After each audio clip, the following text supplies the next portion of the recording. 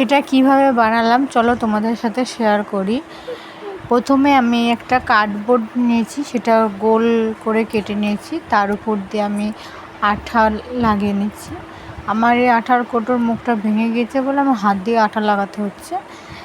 এর ওপর দিয়ে আমি একটা আসনের চট গোল করে কেটে নিয়েছি একই মাপের, সেটাই আমি ওর উপর দিয়ে আঠা দিয়ে বসিয়ে দিলাম। এবার আসনের চারিদিকে আমি এটা আঠা লাগাচ্ছিলাম, তো ভাবছিলাম একটা ঝালট লাগাবো, সেই ঝালটটা আমি ওপর দিয়ে দেবো, কিন্তু ওপর দিয়ে দেওয়ার পর আমার মনে হলো সেটা ভালো লাগছে না, তাই আমি আবার এখানে তুলে আমি পেছনের দিকে লাগিয়েছি। চলো সেটাই দেখো।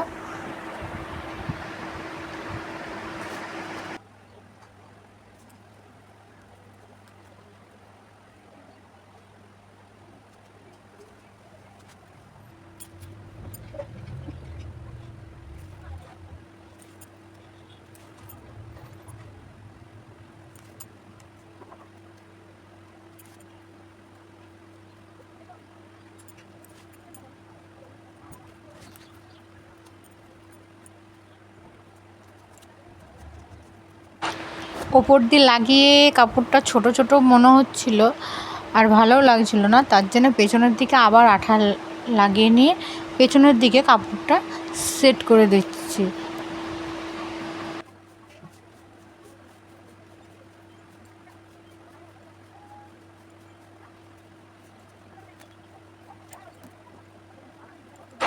এবার দেখো, এবার ভালো লাগছে আগের থেকে। এর ওপর দিয়ে আমি রং করে নেব। প্রথমে আমি ওই চারিদিকে সাদা রং দেব।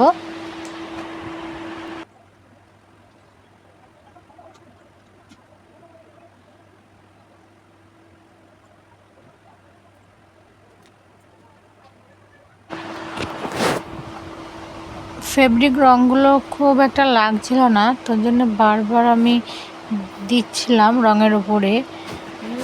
জল দিয়ে মিশিয়েও দেখলাম হচ্ছে না, বেশি জল দিলে সেটা চারিদিকে ছড়িয়ে যাচ্ছে, ওর জন্যে একটু গাঢ়ভাবেই আমি লাগাচ্ছিলাম, তো হচ্ছিল না, তাও রঙের ওপর দিয়ে রং দিচ্ছিলাম।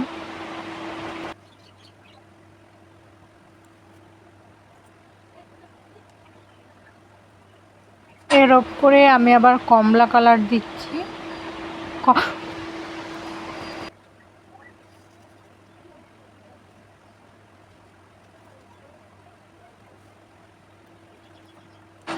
কমলা রঙটা যত দিচ্ছি তত চারিদিকে ছড়িয়ে যাচ্ছিল, একটু পাতলা হয়ে গেছিলো জল মিশিয়ে।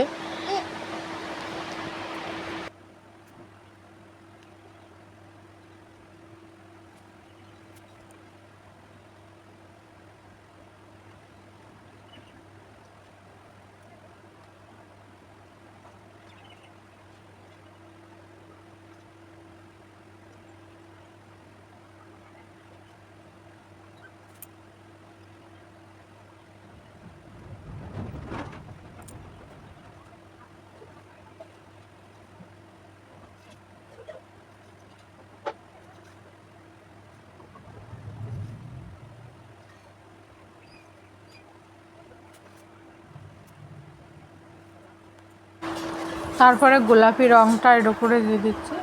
গোলাপি রঙটা তো আরও লাগছিল না, তাও কোনো রকমের আমি মানে লাগিয়ে দিচ্ছিলাম সে রঙের উপর দিয়ে রং দিয়ে।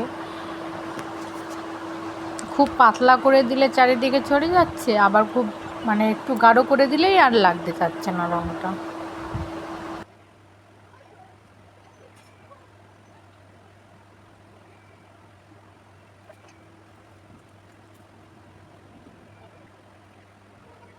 সবার শেষে এবার লাল রং, মাঝখানে একটু লাল রং করে দিলাম। দেখো এবার কেমন লাগছে সেটা তোমরাই বলো। এগুলোকে কি নাম বলে আমি জানি না, তো তোমরা বলো কেমন লাগছে।